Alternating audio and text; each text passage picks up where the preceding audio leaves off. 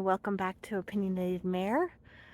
Sorry for the delay. We had a freak windstorm in the Seattle area about a week and a half ago, and that knocked our power out at home for about 5 days. So that made creating and uploading a video pretty much impossible. And then throw in the Thanksgiving weekend holiday, and yeah, nothing happened.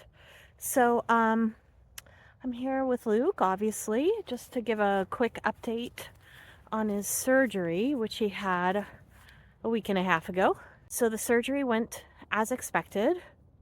He had the back hind limb suspensories done, a fasciotomy and a neurectomy.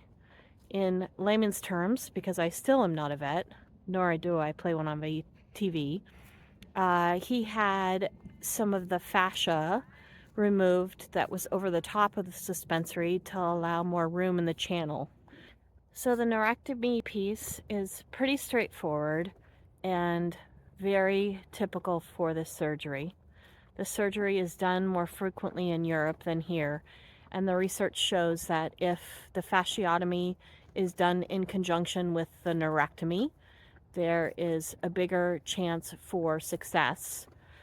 Ultimately, what the neurectomy does is it breaks the pain pathway that has become a habit while the suspensory is trapped in its channel and is essentially irritating itself. It's expected that the nerve does grow back within 6 to 12 months, so I don't need to be concerned about Luke being unable to indicate if his suspensory or hind limbs are bothering him again. I did watch the surgery, which happened at Pilchuck, and I have to tell you, it was completely fascinating.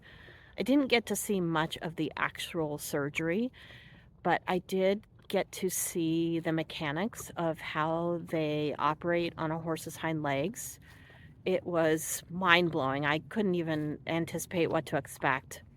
I would include video and photos, except that the surgeon asked that I not post them to social media. So understandably, I'm not going to do that. But if you've never seen a horse in surgery before, for this particular surgery, they basically crane them by their legs onto a block which supports them on their back so that their legs are kind of gently hanging from the ceiling. Obviously, there's lots of protection, but just imagine a turtle on its back with its legs up in the air, and that's how they did the surgery. And I especially like the part where Luke was taken back to the recovery room. So they lift him off the block, and the block is kind of like a V, so that their vertebrae, their back runs along the gap, kind of like a saddle gullet.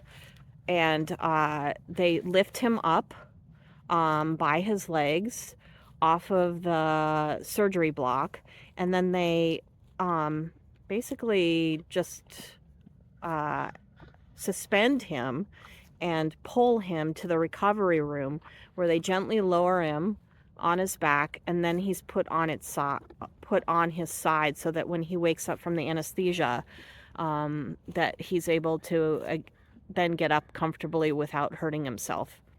It's pretty phenomenal.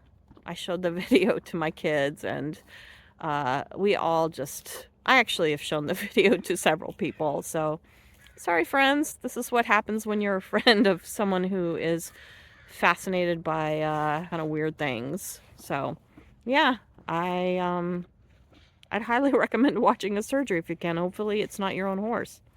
The whole idea behind the surgery is that Luke will be expected to return to his normal work in the next couple of months. We'll know pretty quickly if the surgery and rehab was successful.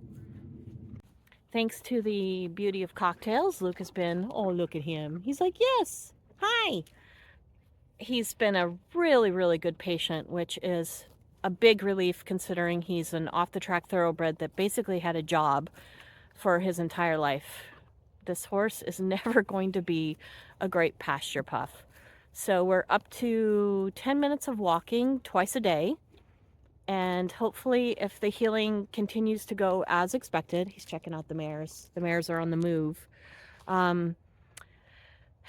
We will be upping the walking at the end of this week, at the 2-week mark post-surgery. So that's about the short end of it. I'll give some updates in the next couple of weeks, and again, I need to put together some throwbacks.